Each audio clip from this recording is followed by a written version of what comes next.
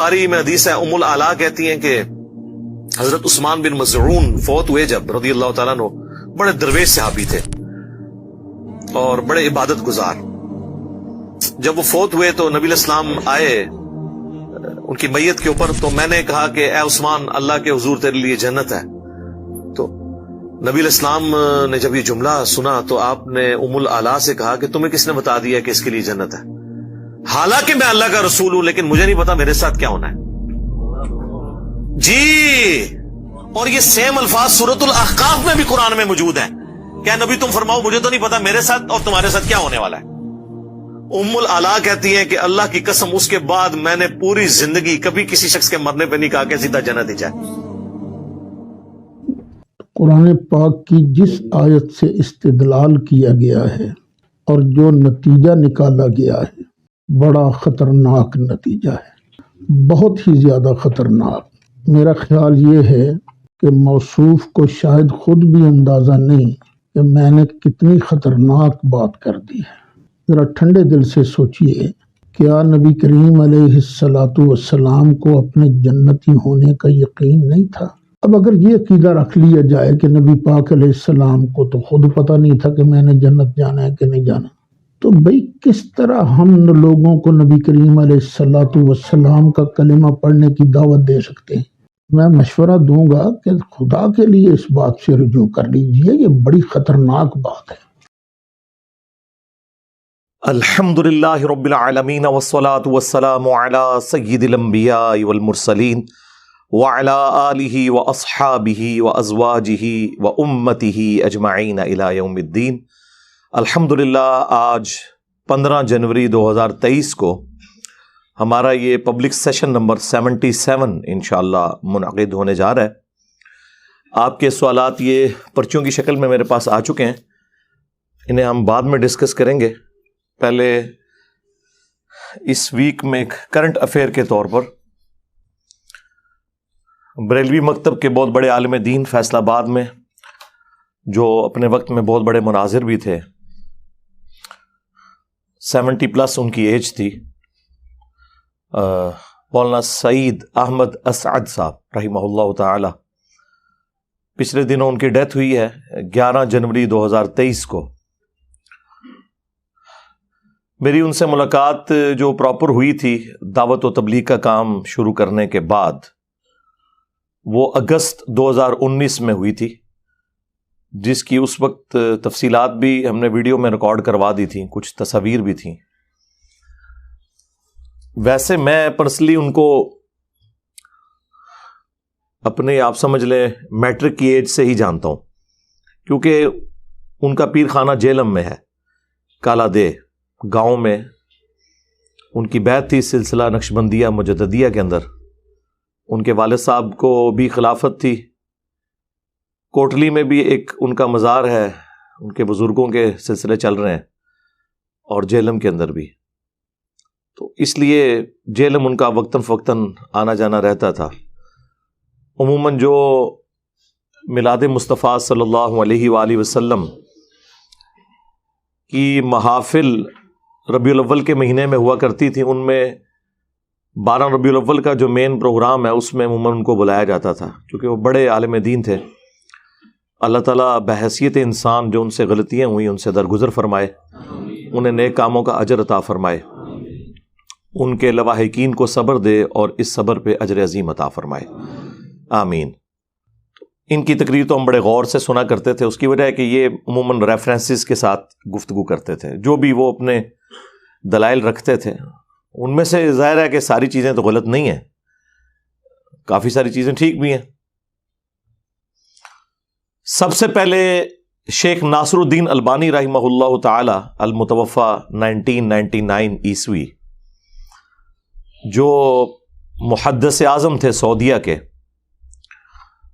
ویسے تو البانیہ سے تھے لیکن سعودیہ میں سیٹل ہو گئے. آج بھی ام القرا یونیورسٹی میں، مدینہ یونیورسٹی میں اکثر لوگ ان کے اسٹوڈنٹس ہیں.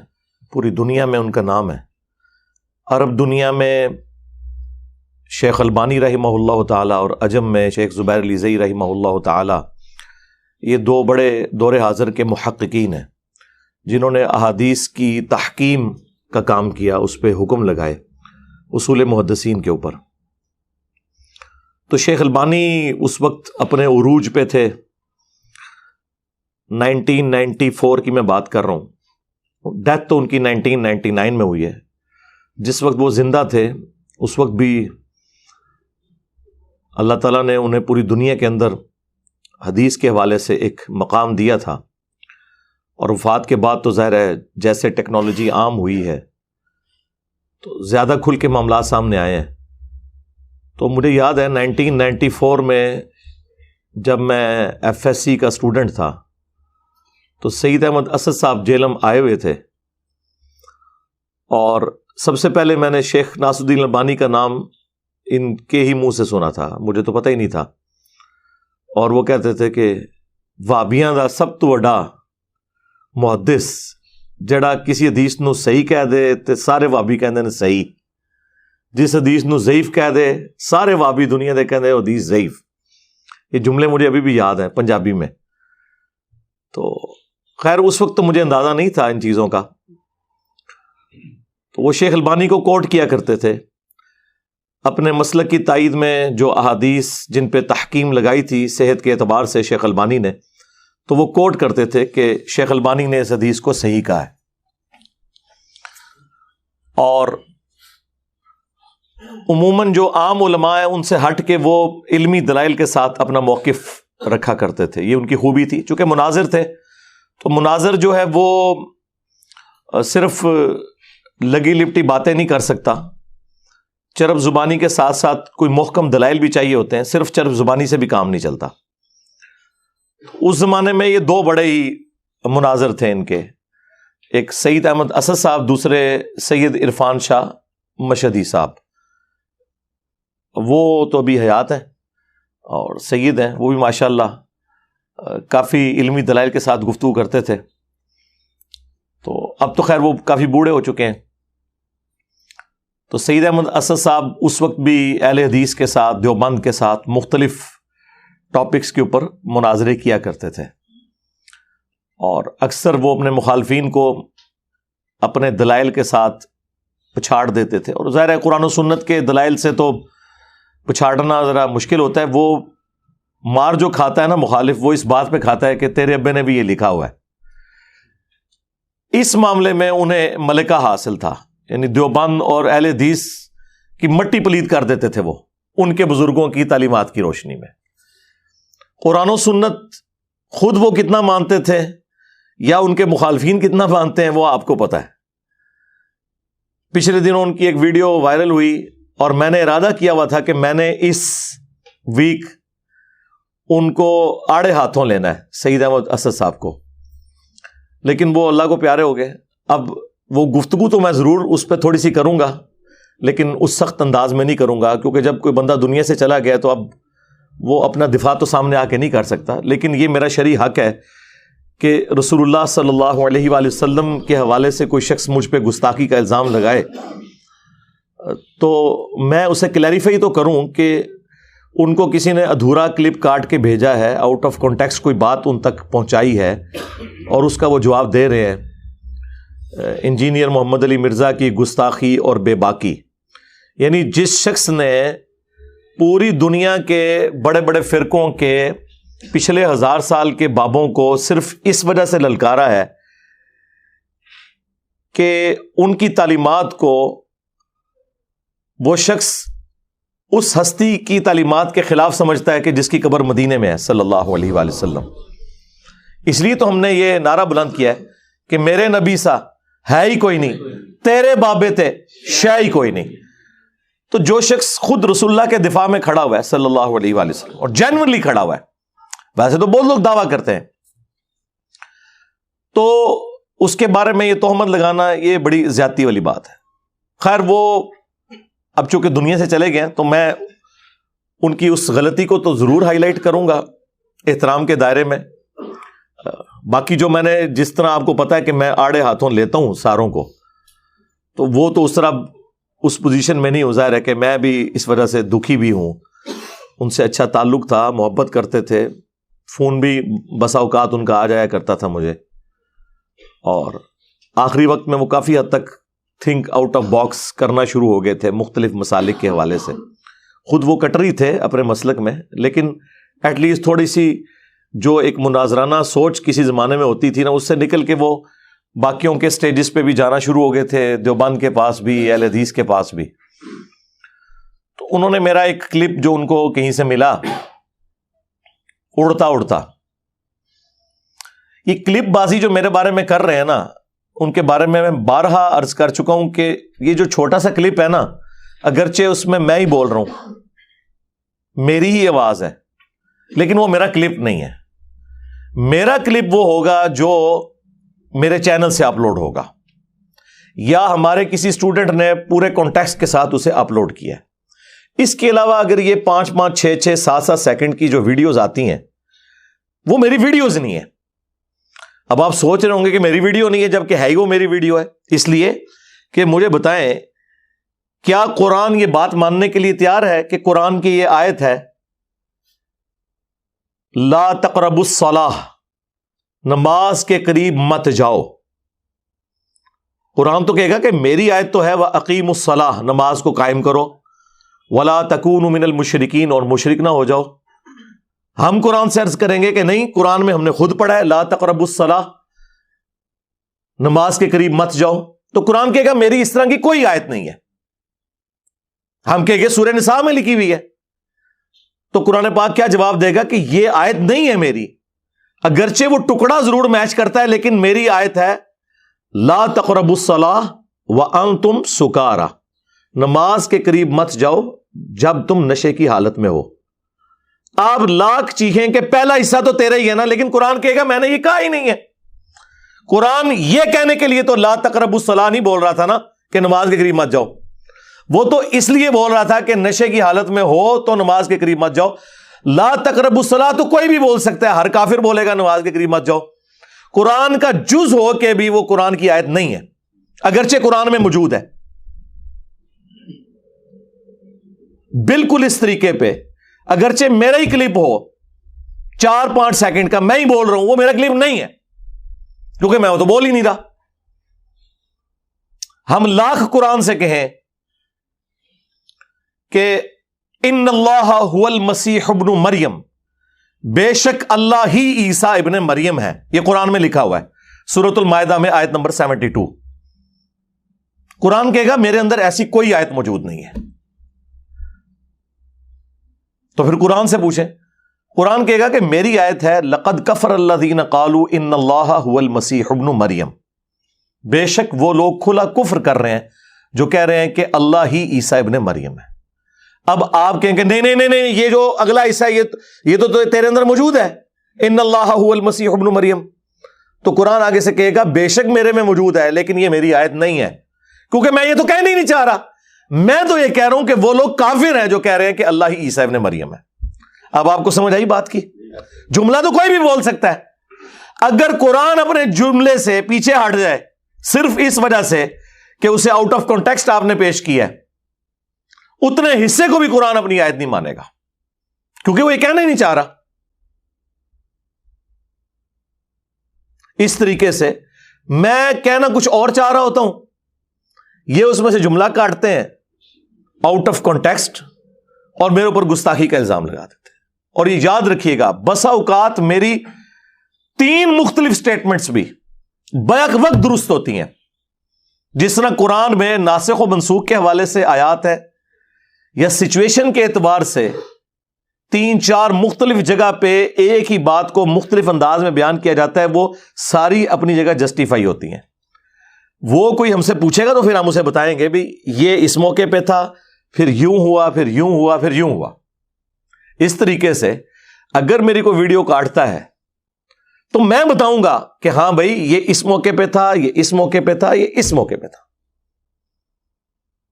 یہ ابھی میں تھوڑی دیر پہلے اسٹرانگ روم میں بیٹھا ہوا تھا، مجھے انور بھائی نے ایک کلپ دکھایا ہے، اس میں انہوں نے میری مختلف سٹیٹمنٹس چلائی ہوئی ہیں اور کہہ رہے ہیں دیکھو کیسی غلط بیانی کر رہے ہیں. میں نے پچھلے دنوں کہا کہ میں حضرت معاویہ رضی اللہ تعالیٰ عنہ کے حوالے سے مجھے اتنی ڈیٹیلز کلیئر نہیں تھی جب تک، تو میں پھر کھل کے بیان بھی نہیں کرتا تھا، ظاہر مجھے پتا نہیں تھا، بعد میں نے رجوع کر لیا. اچھا، پھر انہوں نے میرے ایک لائیو سیشن سے ایک کلپ بیچ میں ڈالا ہوا جس میں میں نے کہا ہے کہ مجھے پہلے بھی یہ باتیں پتہ تھیں لیکن میں نے کبھی کھول کر بیان نہیں کی کیونکہ حالات سازگار نہیں تھے. اور پھر ایک بہت پرانا کلپ جس میں اگرچہ اس میں کہہ رہا ہوں کہ ہم ان کی غلطیوں کو اجتہادی مانتے ہیں لیکن ہم اس کو ڈسکس نہیں کرتے. وہ کہتے ہیں چلو یہ پہلی اور آخری سٹیٹمنٹ تو میچ کر گئی, یہ درمیان میں جو کہہ رہا ہے مجھے پتا بھی تھا تب بھی میں نے بیان نہیں کیا, اور دوسری طرف کہہ رہا ہے مجھے پتا ہی نہیں تھا. جناب یہ ساری سٹیٹمنٹس اپنی جگہ درست ہیں, یہ فیز ہے, مختلف فیزز ہیں. پتہ چلنے کے فوراً بعد ریکارڈنگ نہیں کروا دی, حالات و واقعات کا انتظار کیا, اور جب میرے اوپر پریشر آیا تو پھر میں نے وہ ویڈیو ریکارڈ کروائی حضرت معاویہ رضی اللہ تعالیٰ عنہ 15 اہل سنت کے اماموں کی روشنی میں. اس سے پہلے میں اجتہادی غلطی کہتا تھا تو وہ ایک سٹیپ میں نے اس میں طے کیا. تو یہ سٹیٹمنٹس بیک وقت ساری جگہ درست ہیں کہ پہلے پتہ نہیں تھا, پھر پتہ چلا تو اس میں سے کچھ بیان کیا, کچھ روک لیا اس وجہ سے کہ حالات فیوریبل نہیں تھے, اور پھر جب حالات فیوریبل ہوئے تو اس سے بہتر بیان کیا, اور پھر فائنلی اس چیز کو کنکلوڈ کیا. تو میں اللہ کے فضل سے زندہ ہوں. میں اپنے اسٹوڈنٹس کو کہتا ہوں کہ باقی لوگوں کو تو اللہ نے یہ موقع نہیں دیا.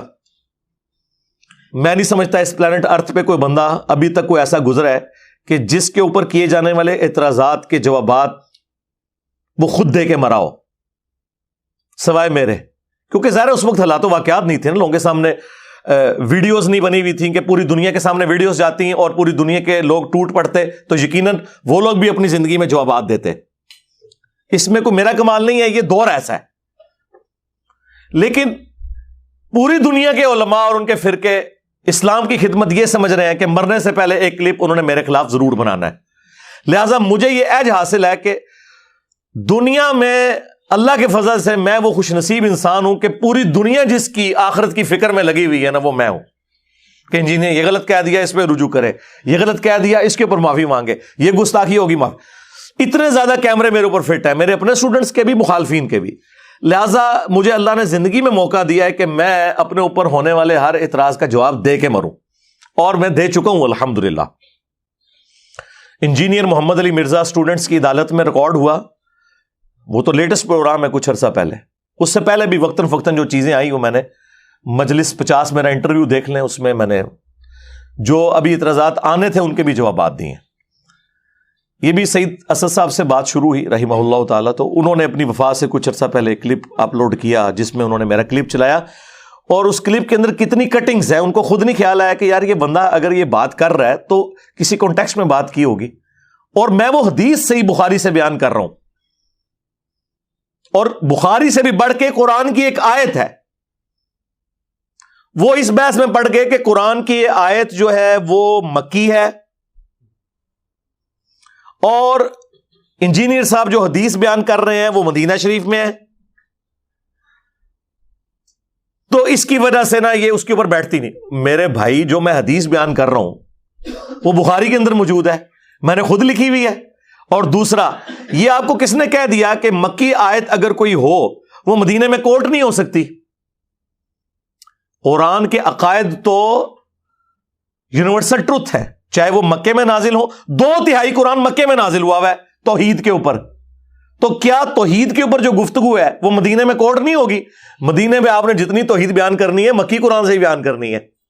آج بھی جو توحید بیان کرنی ہے وہ مکی قرآن سے, اور صحابہ کرام تو اس سے بھی بڑھ کے آیت کسی اور موقع پہ نازل ہوئی ہوتی تھی وہ فٹ کہیں اور کر دیتے تھے, صرف ان پرنسپل دیکھتے ہوئے, جس کی واضح مثال وہ بخاری مسلم کی حدیث ہے.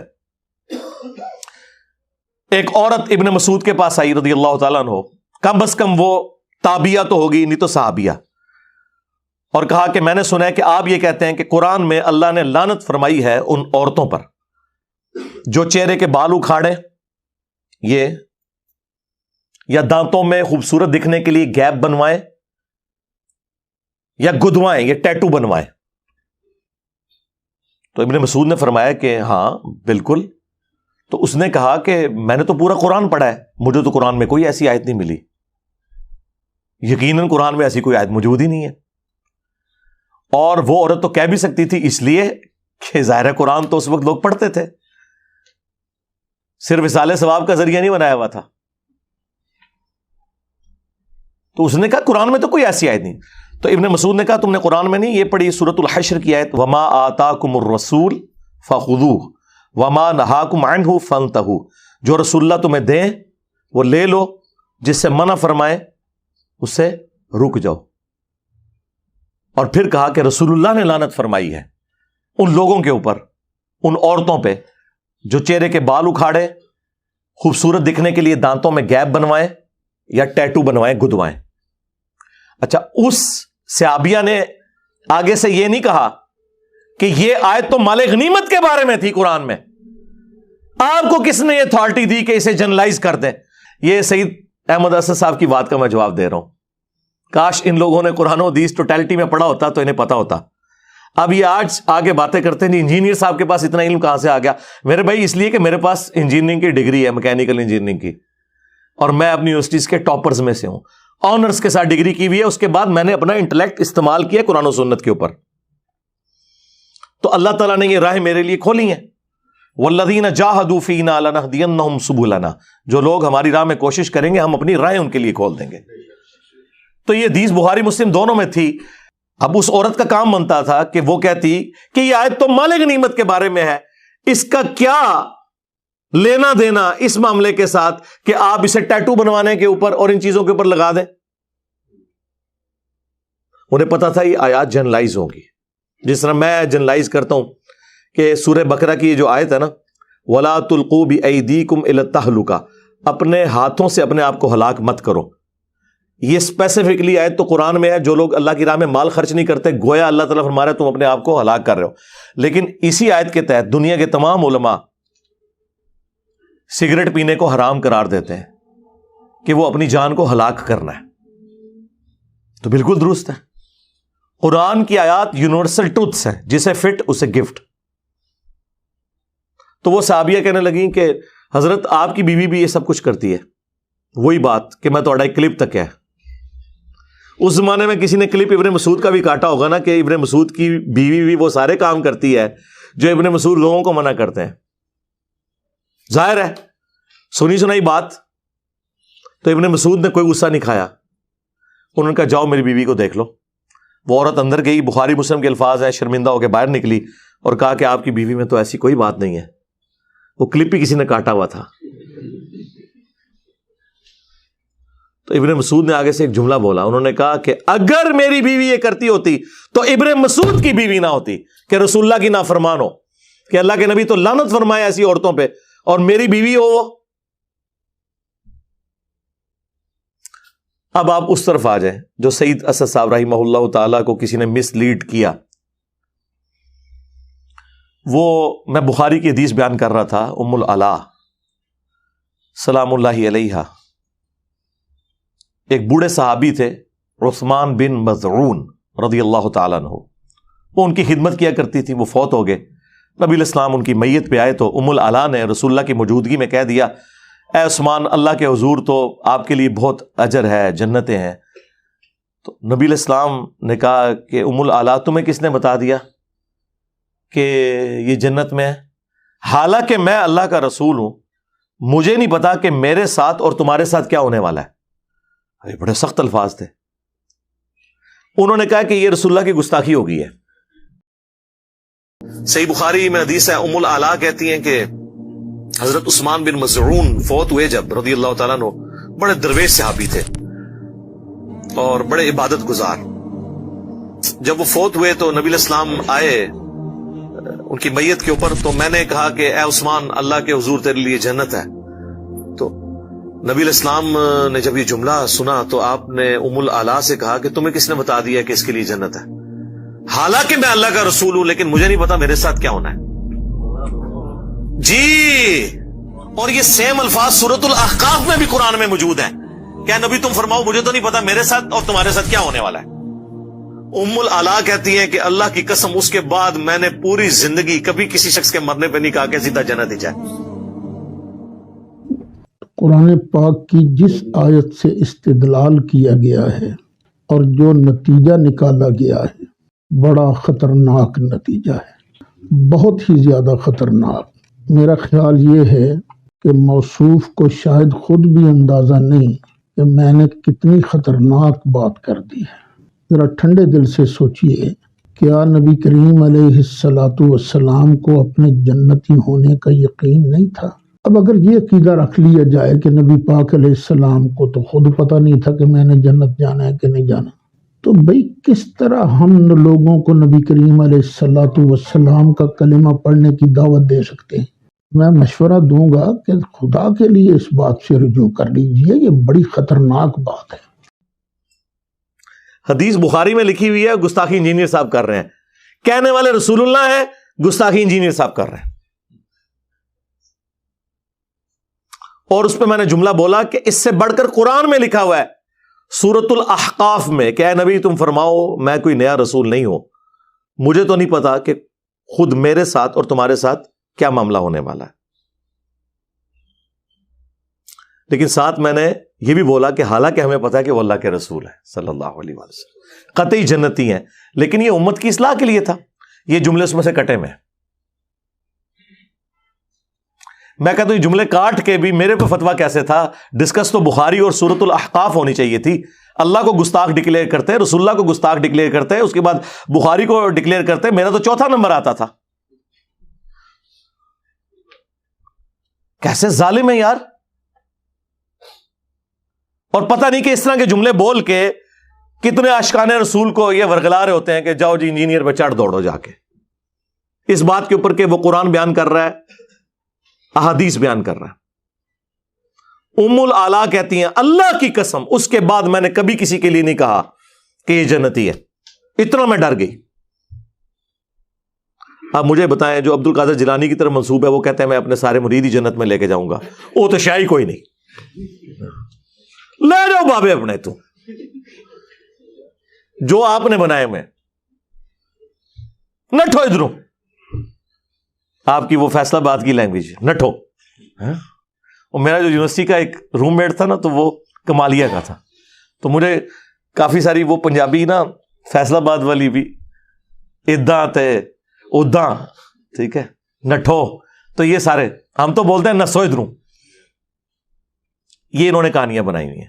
خیر وہ کچھ دنوں بعد ام العلا نے خواب دیکھا، اس میں انہوں نے حضرت عثمان بن معزون کا ایک چشمہ دیکھا، پھر حضور کو آگے بتایا، آپ نے فرمایا یہ اس کا عمل ہے، یعنی وہ خواب میں غیبی خبر ملی اور اس خواب کی بھی تصدیق وقت کے پیغمبر نے کی اور پھر کنفرم ہو گیا کہ اللہ تعالیٰ نے انہیں جنت میں بھیجا ہے۔ لیکن الحمدللہ اس پوری حدیث سے ایک عقیدہ کلیئر ہوا ہے۔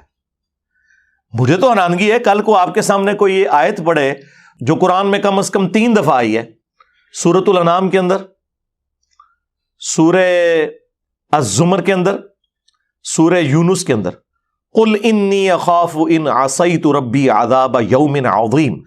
اے نبی تم فرماؤ کہ بالفرض، اب یہ ہم بریکٹ میں خود لگا رہے ہیں، اگر میں بھی اپنے رب کی نافرمانی کروں تو مجھے اس بات کا ڈر ہے کہ بڑے دن کا عذاب مجھے بھی آ پکڑے گا۔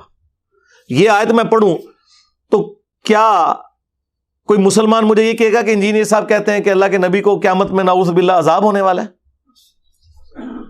اور بھئی یہ تو اللہ کہہ رہا ہے اور نبی سے کہلوا رہا ہے، اس لیے کہ تمہارا کوئی بابا یہ جرت نہ کرے کہ میں ادو تک جنت نہیں ورنا جو تو سارے مرید لے نہ جاواں، کتے نہ لے جاواں، اوتے ہی جسے تو جانا ہے،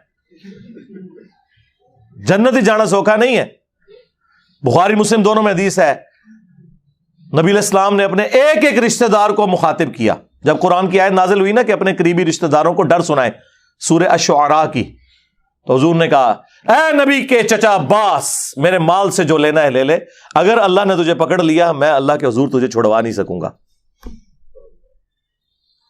اچھا عباس تو اس وقت مسلمان نہیں ہوئے تھے، یہاں تو پھر بھی کوئی گنجائش نکلتی ہے۔ پھر حضور نے اپنی پھوپھی کو مخاطب کیا جو مسلمان ہو چکی تھی، سیدہ صفیہ سلام اللہ علیہ، اے نبی کی پھوپھی صفیہ میرے مال سے جو لینا ہے لے لے، اگر اللہ کے حضور پکڑی گئی تو میں تیرے کچھ کام نہیں آؤں گا۔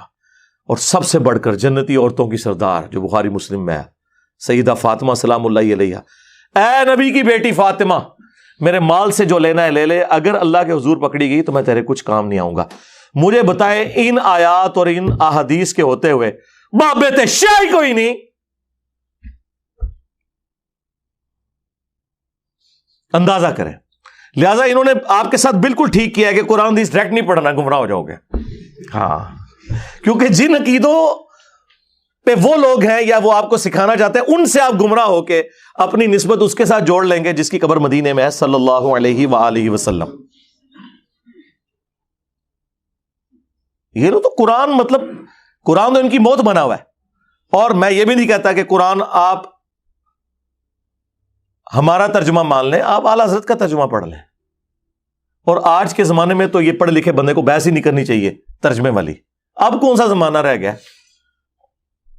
آج تک کسی انگلش کے پروفیسر کو لڑتے ہوئے سنا ہے کہ ایک جملے کا ترجمہ کوئی اور کر رہا ہو، دوسرا کوئی اور، یا سی این این کے اوپر یا بی بی سی پہ ایک پٹی نیچے چلے اور آدھا پاکستان اس کا ترجمہ کچھ اور کر رہا ہے خبر کا اور آدھا اور کر رہا ہے؟ قرآن کے ساتھ یہ ظلم کیوں ہے؟ اس لیے کہ قرآن کا ترجمہ بھی ایک ہے، مولوی بڑھیا ہوا ہے وچ، وہ ماننا نہیں چاہتا ایاک نعبد و ایاک نستعین کو، اس لیے وہ اس میں آپ کو کہے گا نہیں یہ نہیں ہوتا تو وہ نہیں ہوتا تو وہ نہیں ہوتا تو یہ ہوتا ہے.